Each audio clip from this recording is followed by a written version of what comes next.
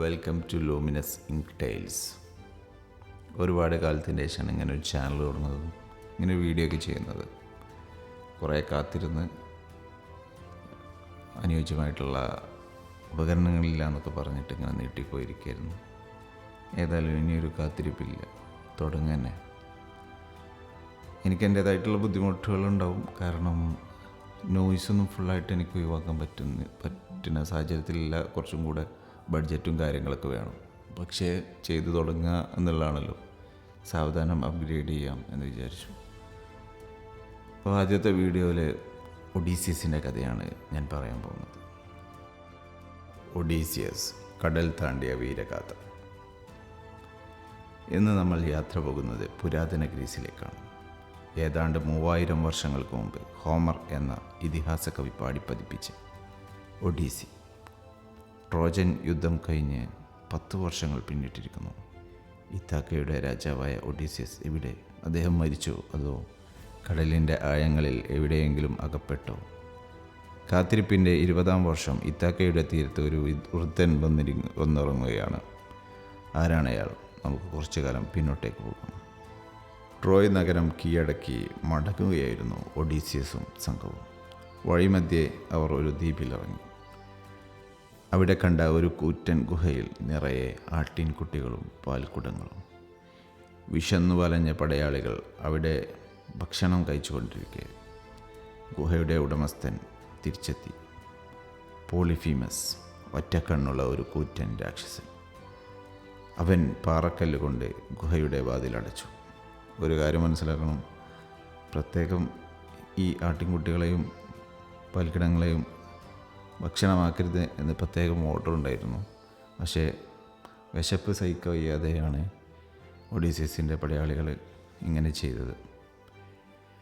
ഒഡീസിയസിൻ്റെ 2 പടയാളികളെ പോളിഫീമസ് പച്ചയ്ക്ക് പിടിച്ചിരുന്നു.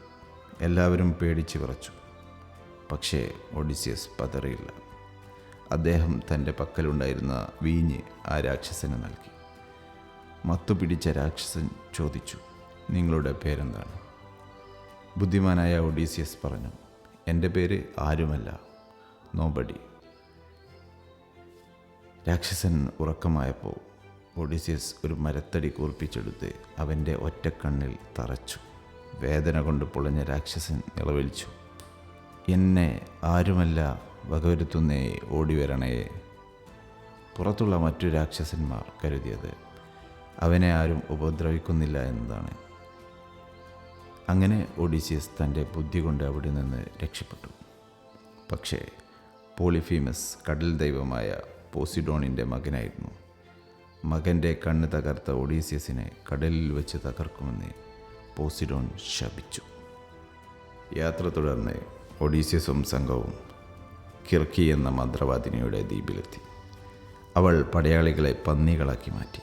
എന്നാൽ ഹെർമീസ് ദൈവത്തിൻ്റെ സഹായത്തോടെ ഒഡീസിയസ് അവരെ രക്ഷിച്ചു. അവിടെ നിന്ന് തിരിക്കുമ്പോൾ കിർക്കി ഒരു മുന്നറിയിപ്പ് നൽകി. മുന്നോട്ടുള്ള യാത്രയിൽ നിങ്ങൾ സൈറണുകളുടെ അരികിലൂടെ പോകും. മനോഹരമായ പാട്ടുപാടി കപ്പലുകളെ പാറയിൽ തട്ടിച്ച് തകർക്കുന്ന ജലകന്യകരാണവർ. ഒഡീസിയസ് തൻ്റെ പടയാളികളുടെ ചെവിയിൽ മെഴുക് ഉരുക്കി വെച്ചു. പക്ഷേ ആ സംഗീതം കേൾക്കാൻ ആഗ്രഹിച്ച അദ്ദേഹം തന്നെ കപ്പലിൻ്റെ പായമരത്തിൽ വരിഞ്ഞുകെട്ടാൻ ഉത്തരവിട്ടു. സൈറണുകളുടെ മായിക സംഗീതം കേട്ട് അദ്ദേഹം കെട്ടയക്കാൻ അലറി വിളിച്ചു. പക്ഷേ പടയാളികൾ കേട്ടില്ല. അങ്ങനെ ആ അപകടം അവർ അതിജീവിച്ചു. പിന്നീട് സ്കില്ല, കരീബ്ഡിസ് എന്നീ ഭീകര സത്വങ്ങൾക്കിടയിലൂടെയുള്ള യാത്ര.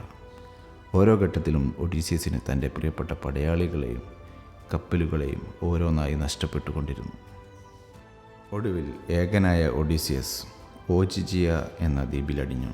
അവിടെ സുന്ദരിയായ കലിപ്സോ എന്ന ദേവത അദ്ദേഹത്തെ പ്രണയിച്ചു. 7 വർഷം അവൾ അദ്ദേഹത്തെ അവിടെ താമസിപ്പിച്ചു.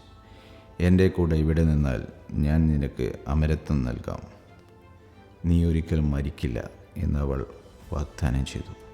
പക്ഷേ ഒഡീസിയസ് ഓരോ ദിവസവും കടൽ തീരത്തിരുന്ന് തൻ്റെ നാടായ ഇത്താക്കയെക്കുറിച്ച് കരയുമായിരുന്നു. അദ്ദേഹത്തിൻ്റെ കണ്ണീർ കണ്ട് ജ്യൂസ് ദൈവം കലിപ്സയോട് അദ്ദേഹത്തെ വിട്ടയക്കാൻ കൽപ്പിച്ചു. ഒടുവിൽ ആ ചെറിയ ചങ്ങാടത്തിൽ അദ്ദേഹം വീണ്ടും കടലിലേക്കിറങ്ങി. 20 വർഷങ്ങൾക്ക് ശേഷം ഒഡീസിയസ് സ്വന്തം മണ്ണിൽ കാലുകുത്തി. പക്ഷേ തൻ്റെ കൊട്ടാരം പ്രമാണിമാർ കൈയടക്കിയിരിക്കുന്നു. അഥീന ദേവത അദ്ദേഹത്തെ ഒരു വൃദ്ധനായ ഭിക്ഷുവിൻ്റെ വേഷത്തിലാക്കി. സ്വന്തം കൊട്ടാരത്തിൽ ഒരു ഭിക്ഷക്കാരനായി അദ്ദേഹം ചെന്നു. തൻ്റെ പ്രിയപ്പെട്ട നായ ആർഗോസ് മാത്രം തൻ്റെ യജമാനെ തിരിച്ചറിഞ്ഞു. വാലാട്ടിക്കൊണ്ട് അവൻ അവസാന ശ്വാസം വിട്ടു. പെനിലോപ്പി, ഒഡീസിയസിൻ്റെ ഭാര്യ, അവർക്ക് വേണ്ടി കാത്തുനിന്ന പ്രമാണിമാരോട് അവൾ പറഞ്ഞു, ഈ വില്ല് കുലച്ച് 12 കോടാലികൾക്കിടയിലൂടെ അമ്പ് എയ്യുന്നവനെ ഞാൻ വിവാഹം കഴിക്കാം. ആർക്കും വില്ല് വളക്കാൻ പോലും കഴിഞ്ഞില്ല. അവസാനം ആ വൃദ്ധൻ വില്ലെടുത്തു. പരിഹാസങ്ങൾക്കിടയിൽ അദ്ദേഹം ആ നടുവില്ല് കുലച്ചു. ഒറ്റ അമ്പിൽ ലക്ഷ്യം കണ്ടു. ഭിക്ഷുവിൻ്റെ വേഷം മാറി ഒഡീസിയസ് തൻ്റെ യഥാർത്ഥ രൂപം സ്വീകരിച്ചു. മകൻ ടെലിമാക്കസിനൊപ്പം ചേർന്ന് അദ്ദേഹം ശത്രുക്കളെ തുരത്തി. നീണ്ട 20 വർഷത്തെ കാത്തിരിപ്പിന് വിരാമമിട്ട് ഒഡീസിയസും പെനിലോപ്പിയും ഒന്നിച്ചു. ബുദ്ധിയും അചഞ്ചലമായ മനസ്സുമുണ്ടെങ്കിൽ എത്ര വലിയ പ്രതിസന്ധിയെ മറികടക്കാം എന്ന് ഈ ഇതിഹാസം നമ്മെ ഓർമ്മപ്പെടുത്തുന്നു. Thank you for watching this video.